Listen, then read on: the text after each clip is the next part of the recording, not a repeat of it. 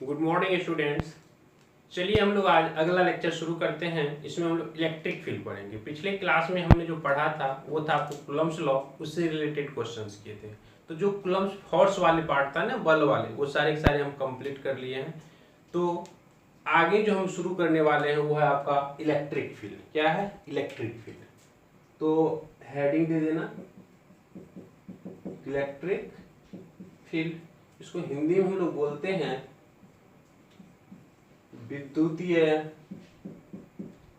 क्षेत्र, है ना। विद्युतीय क्षेत्र बोलते हैं इसको। ठीक है, ये विद्युतीय क्षेत्र होता क्या है? ऐसे तो शुरू में ही हम लोग पढ़ लिए थे, है ना। शुरू में पढ़े थे कि अगर चार्ज हो जाता है, आवेश आ जाता है ना, किसी बॉडी पे, किसी कण पे, तो उसके चारों तरफ एक तरह का फील्ड क्रिएट हो जाता है। उस फील्ड को ही विद्युतीय क्षेत्र बोला जाता है। ठीक है, तो हम ऐसा बोल सकते हैं किसी आवेश के चारों ओर या चारों तरफ का वह क्षेत्र, है ना, वह स्पेस बोल सकते हो, जिसमें दूसरा आवेश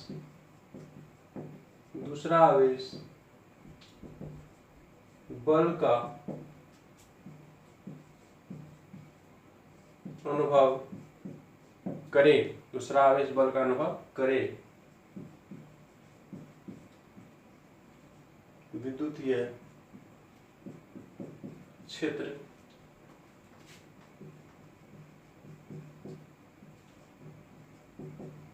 कहलाता है ना। तो कोई भी चार्ज है, मान लो यहाँ पे क्यू चार्ज है ना, क्यू चार्ज है।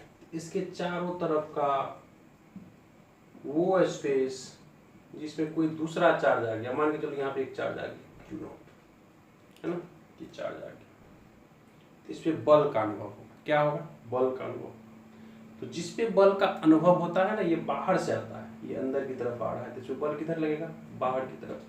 चूंकि जो भी हम लोग टेस्ट चार्ज लेंगे ना, ये टेस्ट चार्ज है, टेस्ट चार्ज, जिसका वैल्यू जो होता है बहुत छोटा होता है ना। इसको हिंदी में बोलते हैं हम लोग परीक्षण आवेश। क्या बोलेंगे? परीक्षण आवेश। तो इसका अपना कोई क्षेत्र नहीं होता है। ऐसे नहीं कि ये भी चार्ज है तो इसका भी अपना फील्ड बन गया, क्योंकि ये दूसरे के क्षेत्र में आया, तो इसका खुद का फील्ड नहीं है। बात समझ रहे? इसीलिए इसको बोला गया टेस्ट चार्ज, है ना, यानी कि परीक्षण आवेश। परीक्षण आवेश ये हमेशा पॉजिटिव ही लेंगे, इस चीज को आप ध्यान दीजिएगा। हमेशा क्या लेंगे? पॉजिटिव लेंगे। और ये जो है जिसका अपना क्षेत्र है, इसको बोलेंगे सोर्स चार्ज। क्या बोलेंगे? Source charge. और हिंदी में अगर बात करें इसको स्रोत आवेश बोलेंगे। एक तरह का सोर्स है ना। तो इसका अपना फील्ड होता है और इसका अपना फील्ड नहीं होता है। ये बल का अनुभव करता है ना, ये बल का अनुभव करता है। तो इस चीज को आप लोग पहले नोट कीजिए। इलेक्ट्रिक फील्ड क्या होता है, फिर ये सोर्स चार्ज क्या होता है, सोर्स आवेश, फिर टेस्ट चार्ज क्या होता है, इस सबको आप लोग नोट कीजिए अच्छी तरह से, है ना। नोट करो।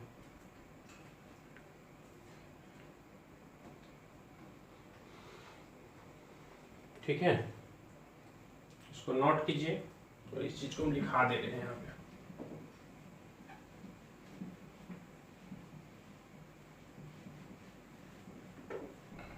ठीक है बाबू, चलिए इस चीज को हम लिखा दे रहे हैं।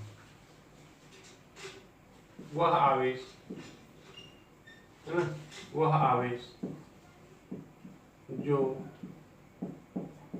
अपने चारों ओर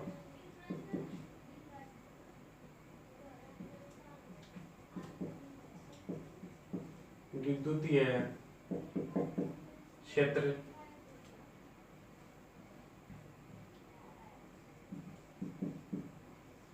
बनाता हो, उसको हम लोग सोर्स चार्ज बोलेंगे। सोर्स चार्ज या स्रोत आवेश कहलाता है।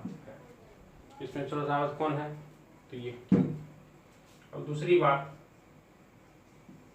वह आवेश है ना, वह आवेश जो दूसरे के, है ना, दूसरे के क्षेत्र में बल का अनुभव करता है, टेस्ट चार्ज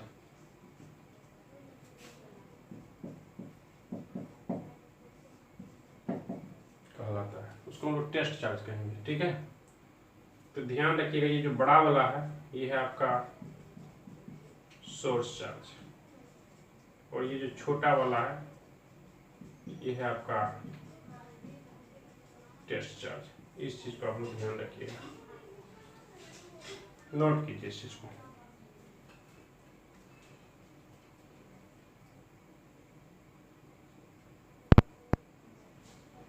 ठीक है, टेस्ट चार्ज हम लोग कैसा लेंगे, तो ये हमेशा हम लोग धनात्मक लेंगे, पॉजिटिव लेंगे, है ना। अब देखो बाबू, यहाँ भी हम बल की बात कर रहे हैं कि बल लगाता है, बल का अनुभव करता है ना। तो फिर इस चीज को हम लोग समझते हैं कि बल जो है उसको हम लोग कैसे बोलेंगे यहाँ पे, है ना। ये विद्युतीय क्षेत्र तो होता है, लेकिन ये विद्युतीय क्षेत्र कहने से क्लियर नहीं होता है ना। विद्युतीय क्षेत्र में आता है आवेश तो वो बल का अनुभव करता है, कितना बल लगता है उस चीज को क्या बोलेंगे, तो उस चीज को बोला गया है इलेक्ट्रिक फील्ड इंटेंसिटी। उसको बोला गया इलेक्ट्रिक फील्ड इंटेंसिटी, है ना, इलेक्ट्रिक फील्ड इंटेंसिटी। इसको हिंदी में बोलेंगे विद्युतीय क्षेत्र की तीव्रता, विद्युतीय क्षेत्र की तीव्रता। इससे हम लोग वो फोर्स निकालेंगे जो अनुभव करता है। कौन अनुभव करता है, तो टेस्ट चार्ज, है ना। टेस्ट चार्ज जो अनुभव करता है ना बल, उसको हम लोग इससे निकाल पाएंगे। देखो बाबू, ये इलेक्ट्रिक फील्ड इंटेंसिटी, ठीक है, ये होता क्या है, तो लिखेंगे किसी विद्युतीय क्षेत्र में प्रति एकांक आवेश पर लगने वाले बल को, है ना, इलेक्ट्रिक फील्ड इंटेंसिटी, है ना, कहा जाता है। इस तरह से हम लोग इलेक्ट्रिक फील्ड की बात करेंगे। सिंपली इसको हम लोग इलेक्ट्रिक फील्ड भी बोल सकते हैं, लेकिन रियल में है क्या, इलेक्ट्रिक फील्ड इंटेंसिटी, यानी विद्युतीय क्षेत्र की तीव्रता, है ना। ये होता है फोर्स पर यूनिट चार्ज, है ना, अर्थात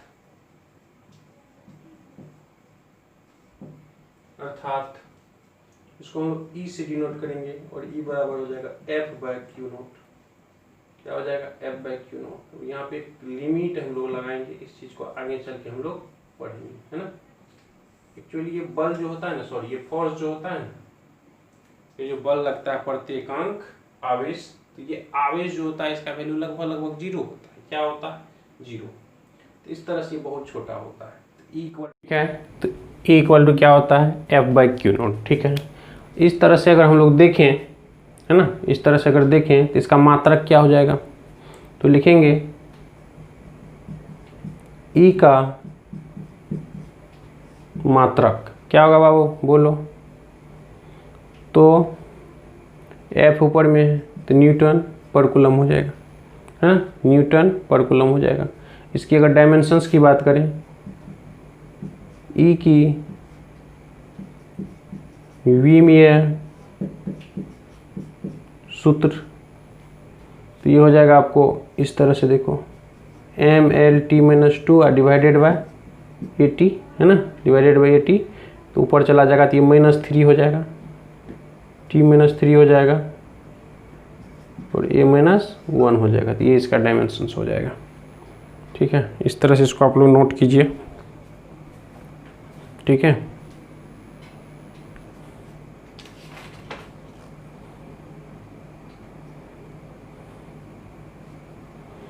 इसका एक दूसरा भी यूनिट होता है ना, लिखिएगा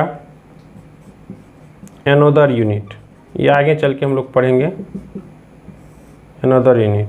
तो ई का जो मात्रक होता है ना, दूसरा मात्रक, वो मात्रक होता है वोल्ट पर मीटर। अभी नोट कर लीजिए, आगे चल के इसको पढ़ना है हम लोग को। ठीक है, तो यहाँ पे हमने देखा कि E इक्वल टू F/Q0 होता है ना। क्या होता है? F/Q0 होता है।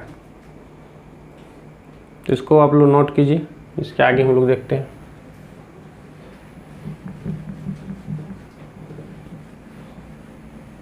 Q जो ले रहे हैं ना, इसको हम लोग बिंदु आवेश मान लेते हैं, पॉइंट चार्ज। उससे R दूरी पे क्या होगा, इंटेंसिटी यानी तीव्रता, वो देखते हैं हम लोग, है ना। देखो बाबू, लिखिएगा बिंदु आवेश, है ना, से R दूरी पर तीव्रता, ये क्या होगा, है ना। बिंदु आवेश से R दूरी पर तीव्रता क्या होगा, इस चीज को लिखिए, क्या होगा। देखो, एक बिंदु आवेश ले लिए यहाँ पे, ठीक है, इससे R दूरी पे निकालना है। इस पॉइंट पे मान लो ये P पॉइंट है, ये R दूरी है, यहाँ पे निकालना है। तो इस जगह पे तीव्रता का मतलब क्या होता है, बल प्रति एकांक आवेश। तो यहाँ पे Q0 रहा होगा। इस जगह पे जो फील्ड होगा, ये अगर पॉजिटिव है तो ये बाहर की तरफ E होगा, है ना, बाहर की तरफ E होगा।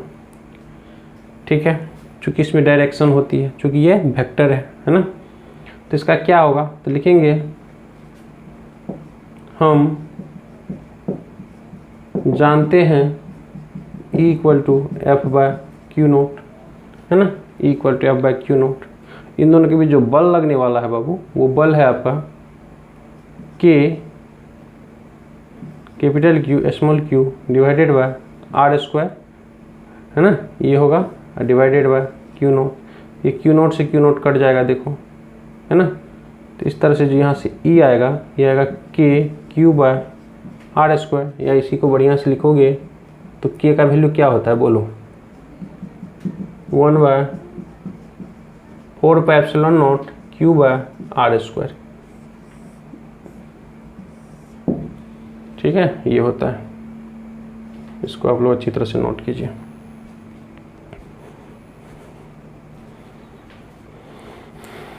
नोट करके एक चीज़ लिख लेना, इसमें जब डायरेक्शन की बात कर रहे हैं तो लिख लीजिएगा E एक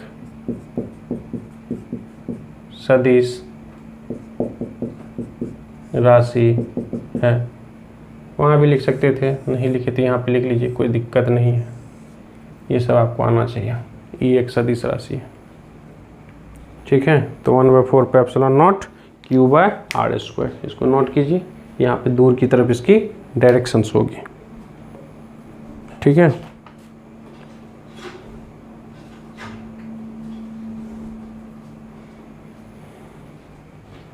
इसका अगर हम लोग सदिश रूप देखना चाहें, सदिश रूप में, तो क्या हो जाएगा, E लेंगे और यहाँ पे हो जाएगा 1/4πε0 Q/R², और यहाँ पे R क्या, या फिर E इक्वल टू 1/4πε0 Q/R³ और यहाँ पे R वेक्टर। इस तरह से जैसे हम फोर्स वाले में बताया था ना, सेम टू सेम इस तरह से हो जाएगा। नोट कीजिए।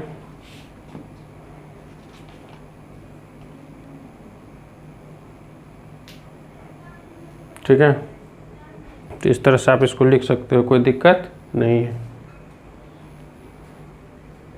तो हम लोग तीव्रता निकालने के लिए सीख गए।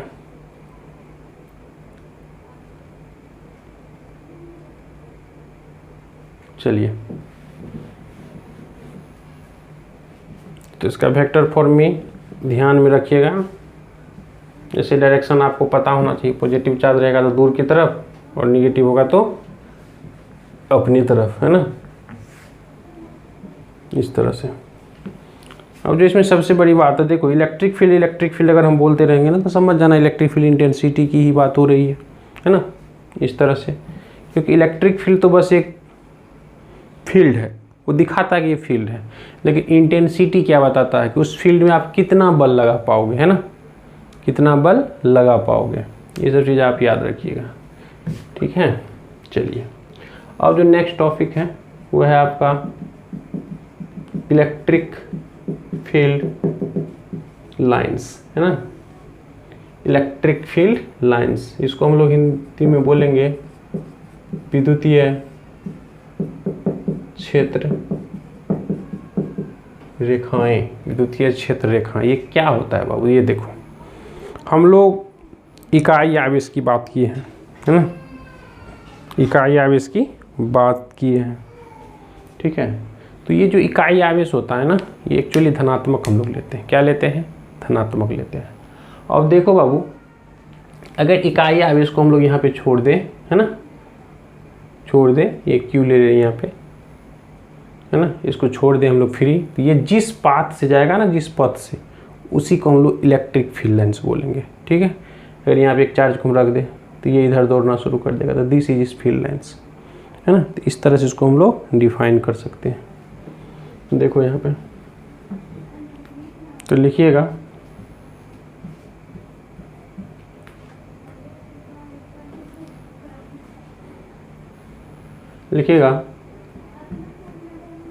यह एक, है ना, काल्पनिक रेखा है, काल्पनिक रेखा है, काल्पनिक रेखा है, जिससे होके धनात्मक, है ना, धनात्मक इकाई आवेश जा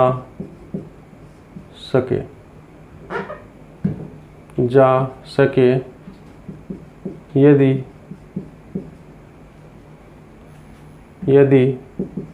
उसको स्वतंत्र कर दिया जाए, स्वतंत्र कर दिया जाए, है ना, आवेश जा सके यदि उसको स्वतंत्र कर दिया जाए, ठीक है। ये है आपका इलेक्ट्रिक फील्ड लाइंस। देखो इलेक्ट्रिक फील्ड लाइंस, जैसे कि ये ऐसा भी हो सकता है ना, ऐसा भी हो सकता है, तो यहाँ पे अगर हम चार्ज देते इसका डायरेक्शन क्या होगा, ये क्यू नॉट, ठीक है, कोई दिक्कत, ये कैसा भी हो सकता है, तो लिख सकते हैं, लिख लीजिए इलेक्ट्रिक फील्ड लाइंस वक्र रेखा भी हो सकती है ना, वक्र रेखा भी हो सकती है, इस चीज को आप लोग नोट करें,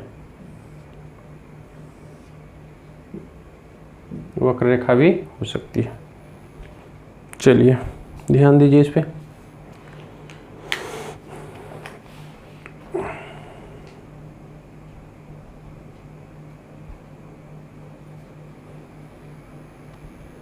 अब इसका हम लोग, है ना, डायग्राम देखते हैं, ये इलेक्ट्रिक फील्ड लाइंस का क्या होता है।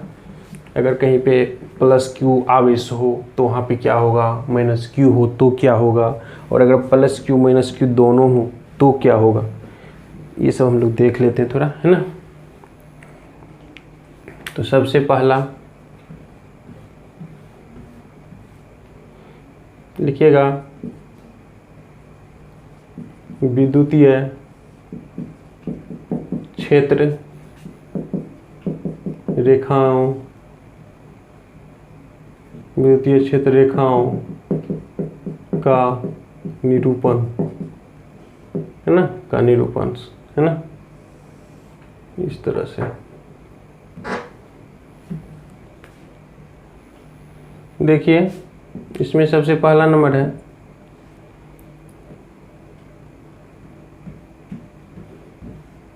अगर पॉजिटिव धन आवेश हो, है ना, या फिर धनात्मक आवेश हो तो क्या होगा। इसके लिए क्या होगा तो देखो यहाँ पे एक पॉजिटिव चार्ज यहाँ पे ले लेंगे, इसे दूर की तरफ होगा, इस तरह से, इस तरह से, इस तरह से, इस तरह से, ये बाहर की तरफ दिखा रहा है ना, इस तरह से। इसी तरह से ऋणात्मक आवेश होगा, ऋणात्मक आवेश इसका कुछ ऐसा होगा।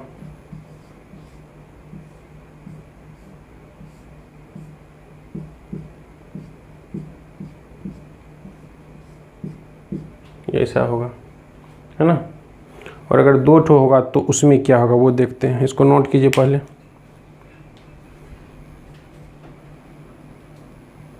ठीक है, नेक्स्ट देखते हैं। दो आवेश की अब हम लोग बात कर रहे हैं ना, दो आवेश की। ये सब याद रखना, पॉजिटिव होगा तो इस तरह से, निगेटिव होगा तो इस तरह से। आगे देखिए तीसरा नंबर में देखो बाबू, यदि एक पॉजिटिव एवं एक निगेटिव आवेश हो, अगर ऐसा हो तो क्या होगा। इसको हम लोग द्विध्रुव बोलेंगे, डायपोल। क्या बोलेंगे, डायपोल। आगे जाके अभी पढ़ेंगे, है ना, द्विध्रुव इसको हम लोग बोलेंगे। इसमें क्या होगा बेटा, देखो पॉजिटिव यहाँ पे निगेटिव, कुछ ऐसा होगा, पॉजिटिव से निगेटिव की तरफ ऐसा होगा, है ना।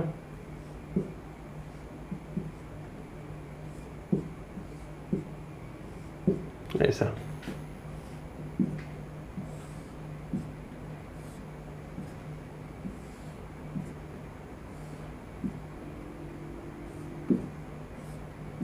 ऐसा होगा, ठीक है। तो ये द्विध्रुव होगा, एक पॉजिटिव और एक निगेटिव, तब होगा। अगर दो ठो धनात्मक आवेश ही हो जाए तब क्या होगा, तो लिखिएगा यदि दो धनात्मक आवेश हो तब क्या होगा, इस चीज़ को बनाना है। तो इसके लिए कुछ ऐसा होगा, देखो ये पॉजिटिव और ये भी पॉजिटिव। तो सबसे पहली बात, ये इधर आएगा तो इधर चला जाएगा, ये भी इधर आएगा इधर चला जाएगा, दोनों एक दूसरे को कट कभी नहीं करेगा। फिर ये इधर आएगा इधर चले जाएगा, और ये इधर आएगा तो इधर चले जाएगा, है ना, इस तरह से, ऐसे।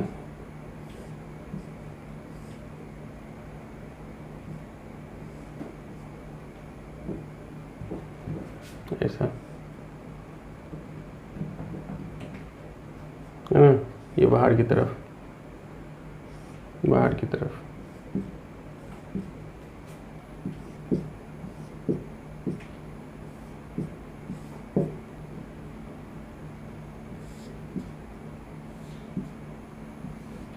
ऐसा ये होगा, कभी कट नहीं करेगा। ये बीच में जो होगा ना, ये न्यूट्रल होगा, यहाँ पर कि इलेक्ट्रिक फील्ड जीरो होगा, यहाँ पे इलेक्ट्रिक फील्ड का वैल्यू जीरो है, उदासीन होगा, ये न्यूट्रल, है ना, इस तरह से नोट कीजिए।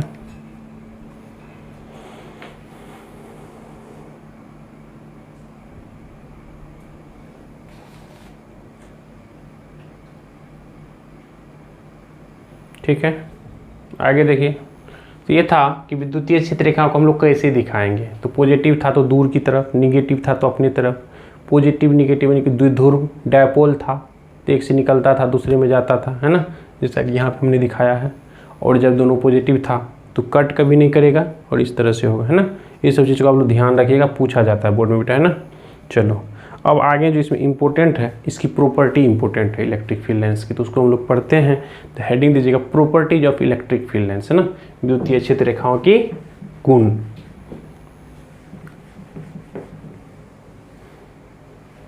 इस चीज़ को हम लोग देखते हैं, है ना।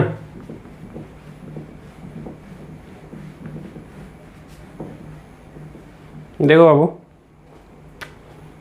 प्रॉपर्टीज देखते हैं इसका। प्रॉपर्टीज ऑफ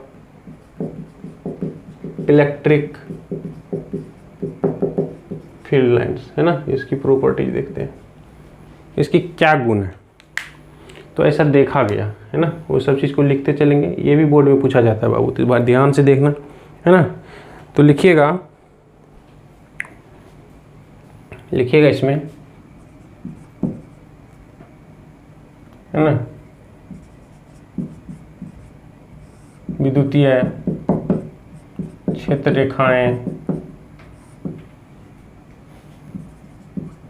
धन आवेश से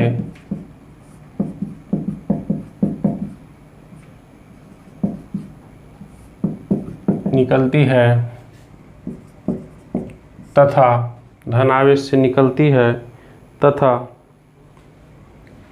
खत्म कहाँ हो जाएगा, तो ऋण आवेश पर खत्म हो जाती है ना, पहला नंबर।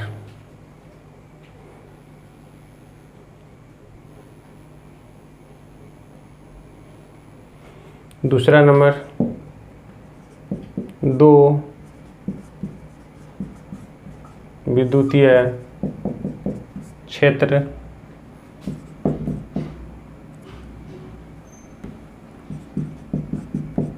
रेखाएं एक दूसरे को कभी काट नहीं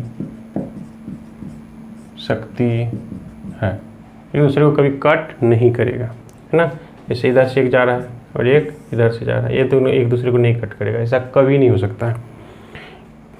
यहाँ पे लिख लीजिएगा, इसका कारण पूछा जाता है ना, बोर्ड में पूछा जाता है क्यों नहीं कट कर सकता है। तो देखो बाबू, जिस जगह पे कट करेगा ना, इस जगह पे एक डायरेक्शन इधर हो जाएगा और एक डायरेक्शन इधर हो जाएगा, तो एक ही बिंदु पर दो डायरेक्शन हो जाए ये संभव नहीं है। तो यही इसका कारण है, इसीलिए नहीं काट सकता। तो लिख लीजिएगा, लिखिएगा, यदि प्रतिच्छेद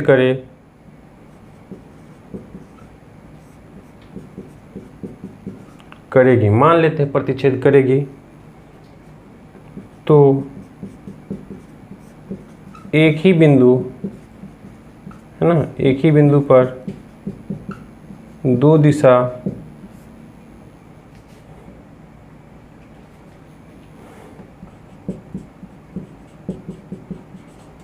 हो जाएगी, एक ही बिंदु पर दो दिशा हो जाएगी, जो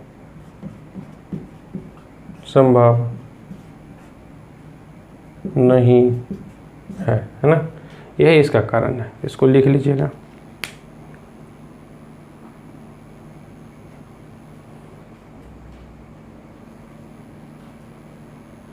नेक्स्ट तीसरा,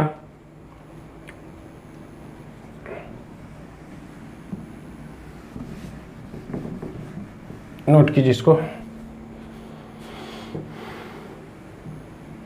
पूछेगा तो 4 ठो कम से कम लिखना है।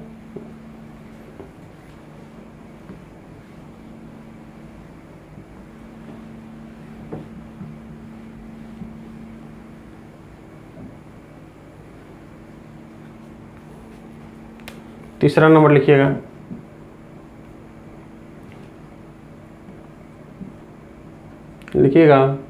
विद्युत क्षेत्र रेखाएं के किसी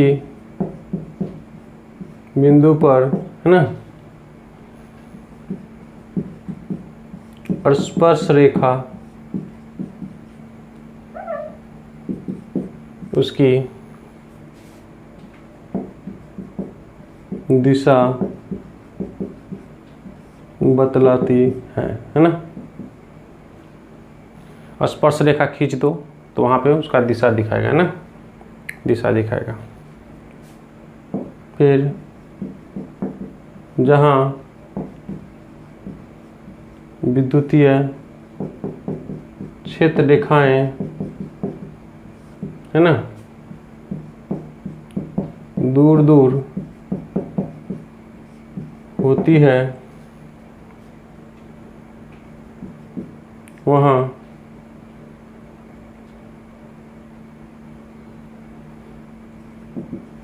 बल क्षीण होता है। क्या होता है वहाँ पे? बल क्षीण होता है। क्षीण मतलब कम होता है ना।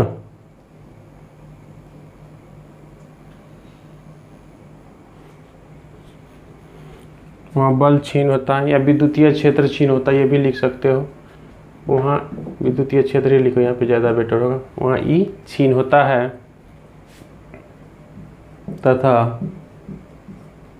तथा जहाँ नज़दीक हो वहाँ क्षेत्र यानी कि ई ज़्यादा स्ट्रॉन्ग होगा, प्रबल होता है ना, प्रबल होता है। ये सब लिखेंगे आप, नोट कीजिए।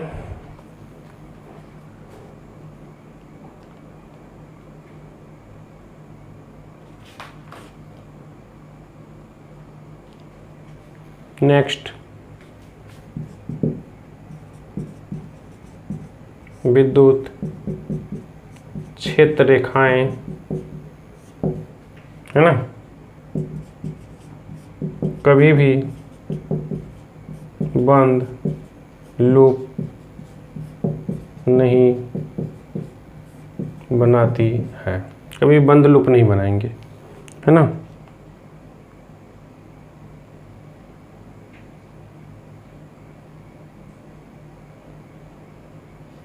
ठीक है।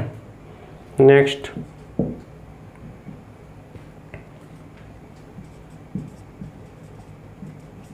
विद्युतीय क्षेत्र रेखाएं हमेशा चालक से लंबवत बाहर निकलती है। जैसे देखिए यहाँ पे कोई चालक है ना, पॉजिटिव चार्ज, यहाँ से जो निकलेगा ये बाहर 90 डिग्री पे निकलेगा, है ना, 90 डिग्री पे। तो ये सब चीज़ है, 6 ठो हम लिखा दिए। आपको कम से कम 4 ठो बनाना है बाबू, है ना। तो ये सब चीज़ ध्यान रखना। ये था आपको properties of electric field lines, note कीजिए इसको।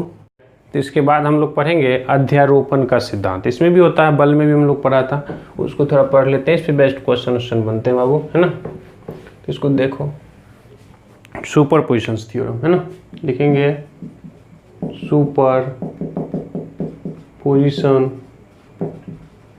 थ्योरम, है ना। इसको हिंदी में क्या लिखेंगे? हिंदी में इसको लिखेंगे अध्यारोपण का सिद्धांत, है ना। हेडिंग दीजिए, यानी कि बहुत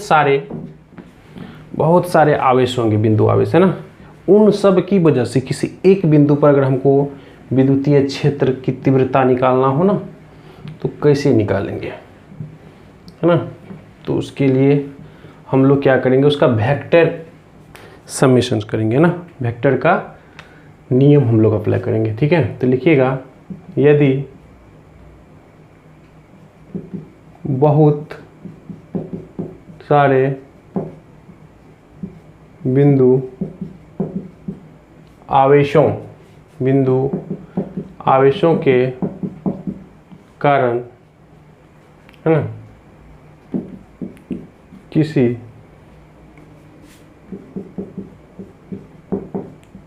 एक बिंदु पर, आदि को हटा दो, बहुत सारे बिंदु आवेशों के कारण किसी एक बिंदु पर कुल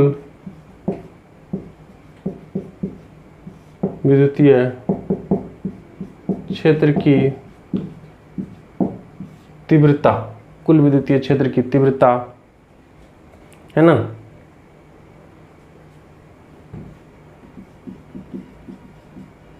सदिश के नियम से निकाला जाता है। अध्यारोपण का सिद्धांत कहलाता है ना। यह अध्यारोपण का सिद्धांत, ठीक है, अध्यारोपण का सिद्धांत कहलाता है, ठीक है। जैसे मान लो ये एक पॉइंट है आपका P, अब बहुत सारे चार्ज, एक यहाँ पे Q1 है, यहाँ से R1 दूरी पे, तो इसकी वजह से इधर होगा E1 है ना। एक यहाँ पे Q2 है, तो इसकी वजह से इधर होगा E2 है ना। एक यहाँ पे Q3 है, इसकी वजह से कुछ इधर होगा E3, और एक यहाँ पे Qn है, इसकी वजह से इधर होगा En। इन सब को हम लोग कैसे ऐड करेंगे, तो इन सब का जो वेक्टर एडिशन होगा ना, E नेट, वो क्या होगा, तो E1 E2 E3 dot dot dot, ये वेक्टर में होगा। इन सबको हम लोग वेक्टर में जैसे जोड़ते हैं ना, उसी तरह से जोड़ेंगे। थोड़ा 11th का वेक्टर आप लोग देख लेना।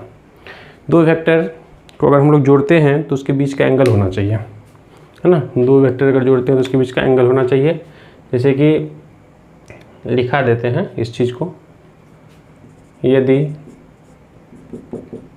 यदि E1 तथा E2 के बीच का कोण थीटा हो, तो जो रिजल्टेंट होगा ना, ये कुछ इस तरह से हो जाएगा, E1 square E2 square 2E1 E2 cos theta, इस तरह से निकल जाएगा रिजल्टेंट। तो यही है आपको वेक्टर एडिशंस, आप लोग 11th में पढ़े होंगे, और जो बच्चे नहीं पढ़े हैं वो इसको थोड़ा देख लीजिएगा, है ना। तो ये बता दिए यहाँ पे। और यहाँ पे अगर अल्फ़ा की बात करें, एंगल निकालने की कितना एंगल पे होगा, तो उसके लिए हम लोग लिखते थे tan inverse E2 sin theta divided by E1 plus E2 cos theta. ये डायरेक्शंस की बात हम लोग कर लिए, चूँकि क्या है, ये सदिश राशि है ना, इसीलिए डायरेक्शंस भी ज़रूरी है। ये दोनों चीज़ आप लोग देख लेना, नोट कीजिए। तो छोटा छोटा क्वेश्चन इस पे बन सकता है बाबू। कैसे बनता है, एक छोटा सा क्वेश्चन हम बताते हैं, इसको नोट कीजिए अच्छी तरह से।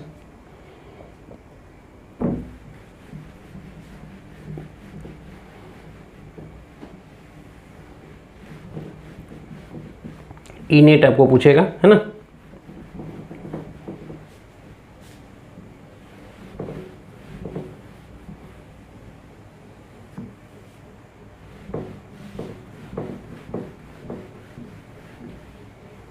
देखो, जैसे कि क्वेश्चन है आपका, यहाँ देखो एक ट्रायंगल ले लिए, इक्विलेटरल ट्रायंगल यानी कि समबाहु त्रिभुज, जिसके सारे के सारे एंगल कितना हो, 60 डिग्री। ये 60 डिग्री है, और इसका साइड सारे के सारे बराबर हो। यहाँ पर भी क्यू चार्ज, यहाँ पर भी क्यू चार्ज, यहाँ पर भी क्यू चार्ज, है ना। इसको हम लोग ए मान लेते हैं, इसको बी और इसको सी मान लेते हैं।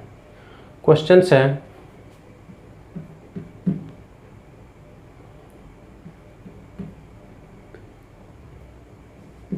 ए बिंदु पर की कुल तीव्रता बताएं। ए बिंदु पर इस जगह पे कितना तीव्रता होगा।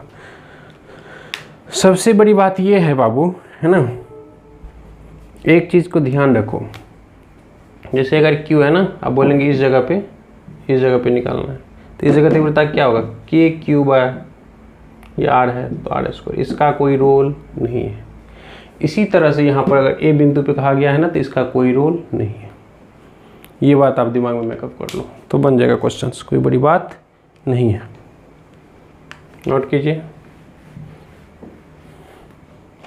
तो देखो पॉजिटिव है तो इस जगह पे अपने से दूर इस डायरेक्शन में c है, यहाँ पे EC हो जाएगा, और ये B है पॉजिटिव तो इसका इस डायरेक्शन में ये B हो जाएगा, ये 60 है तो ये 60 हो जाएगा। बस हो गया, क्वेश्चन खत्म। अब देखो ये EB और EC दो वेक्टर हो गए, इसके बीच का एंगल 60 डिग्री है। कितना है? 60 डिग्री।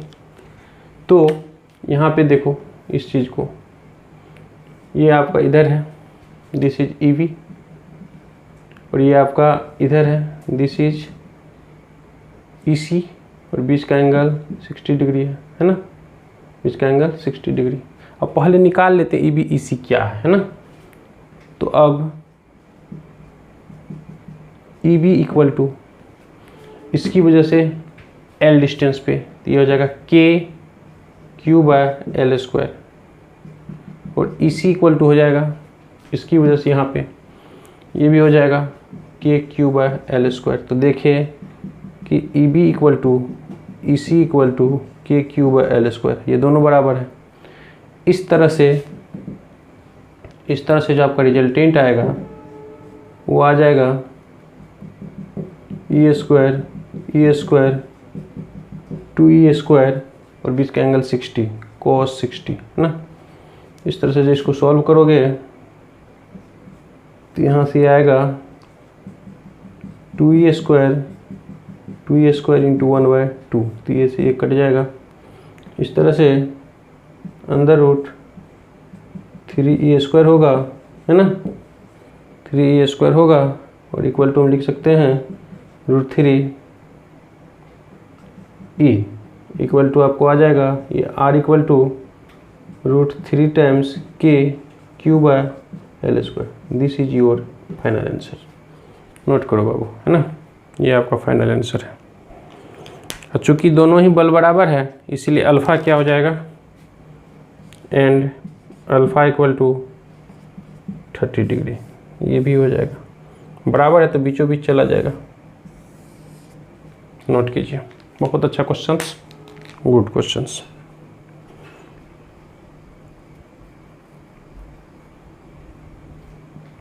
इस तरह के और भी क्वेश्चंस आप लोग कर सकते हैं, है ना। एक क्वेश्चन हम होमवर्क में दे रहे हैं।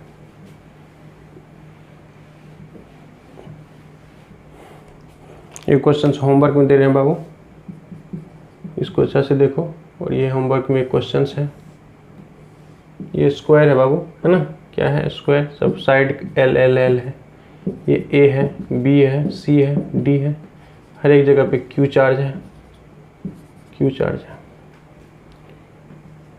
A बिंदु पर, है ना, A बिंदु पर कुल तीव्रता निकालें, ये क्वेश्चन है आपका, है ना। इस जगह पे इसका कोई रोल नहीं है, इसकी वजह से यहाँ, इसकी वजह से यहाँ, इसकी वजह से यहाँ, तीनों को ऐड कर देंगे। तो अगले दिन हम उम्मीद करते हैं कि आप लोग इसको बना के लाएंगे, है ना। इसको अच्छी तरह से कर लेना बेटा, है ना। और हम लोग आज क्या सब पढ़ लिए इस चीज़ को देख लेते हैं। तो हम लोग बीच में कुछ चैप्टर यानी पढ़ने के बाद हम लोग बीच में रुक गए थे, अब कंटिन्यू चलेगा आप लोग का, है ना। तो हम लोग क्या सब पढ़ लिए? हम लोग सबसे पहले पढ़े कि इलेक्ट्रिक फील्ड क्या होता है, उसको जान लिए अच्छी तरह से, है ना। फिर इलेक्ट्रिक फील्ड तो एक स्पेस हुआ, फिर उसकी अगर हम लोग स्ट्रेंथ की बात करें, है ना, उसकी तीव्रता की बात करें तो उसको हम लोग बोले थे force per unit charge F/Q, तो उसको E से डिनोट किए थे। और वहाँ आया था KQ/R², उसका यूनिट देखे, डायमेंशंस देखे। और उसके बाद आए हम लोग इलेक्ट्रिक फील्ड यानी विद्युतीय क्षेत्र रेखाएं पे, उसको समझे हम लोग कि जिस पाथ से एक धन आवेश, है ना, पॉजिटिव इकाई धन आवेश फ्रीली जा सके, अगर उसको छोड़ दें तो उसको हम लोग बोले क्या है, विद्युतीय क्षेत्र रेखाएं, वो हो गया। उसके बाद उसकी प्रॉपर्टी हम लोग देखें, है ना। और हम लोग ये भी देखें कि पॉजिटिव चार्ज से फील्ड लेंथ किधर जाता है, निगेटिव से किधर जाता है, पॉजिटिव निगेटिव होता तो किस तरह का फील्ड लेंथ बनता है, पॉजिटिव पॉजिटिव होता तो किस तरह का फील्ड लेंथ बनता है ना। ये सब चीज़ देखने के बाद प्रॉपर्टीज़ देखें और उसके बाद हम लोग फाइनली देखें सुपरपोजिशन थ्योरम, जिसमें कि एक पॉइंट पे बहुत सारे आवेशों की वजह से अगर आपको इलेक्ट्रिक फील्ड इंटेंसिटी पूछे तो कैसे निकालेंगे, तो वेक्टर एडिशन से निकाला जाता है, इसीलिए इसको अध्यारोपण का सिद्धांत बोला गया है। और उस पर बेस्ट एक क्वेश्चन हम किए भी और एक होमवर्क आप लोग को दिए है ना। अगले दिन हम लोग डायपोल से शुरू करेंगे, तो इसको आप लोग क्लियर कर लेना, अगले दिन डायपोल हम लोग पढ़ते हैं। ठीक है, थैंक यू।